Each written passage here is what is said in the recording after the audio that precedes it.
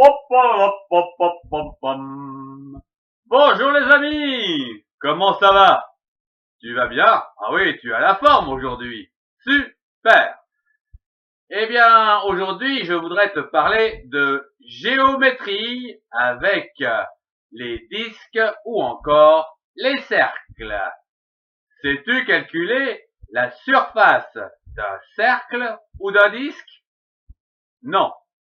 Eh bien, c'est pas un problème. Je vais t'expliquer comment calculer la surface d'un cercle ou d'un disque. En fait, c'est simple. Ça ressemble à une nappe, ronde bien sûr, un CD ou une assiette.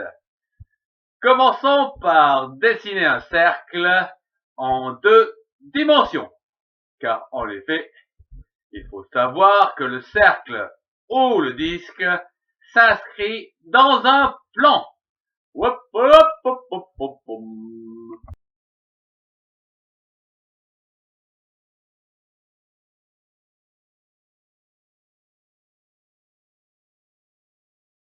Le rond, ou le cercle, ou encore le disque, est constitué par une courbe en boucle située à une distance constante du centre.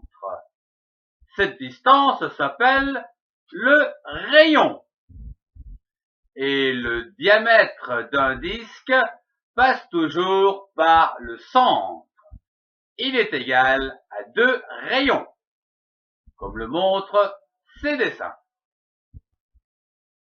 Pour calculer la surface ou l'aire d'un cercle ou d'un disque, il faut utiliser la formule suivante.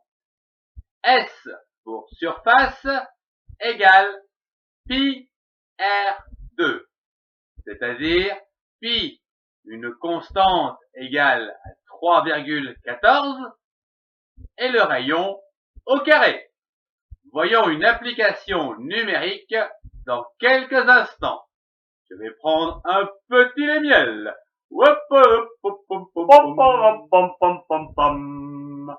Pour cette application numérique, j'ai choisi un cercle dont le diamètre est égal à 2 cm.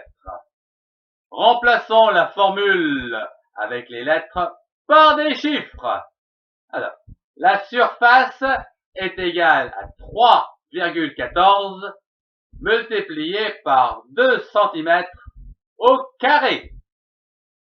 C'est-à-dire, la surface est égale à 12,56 cm carrés. N'oubliez pas le petit 2 au-dessus du centimètre. Il indique que c'est une surface. Eh oui, une surface. Il est temps que je prenne congé.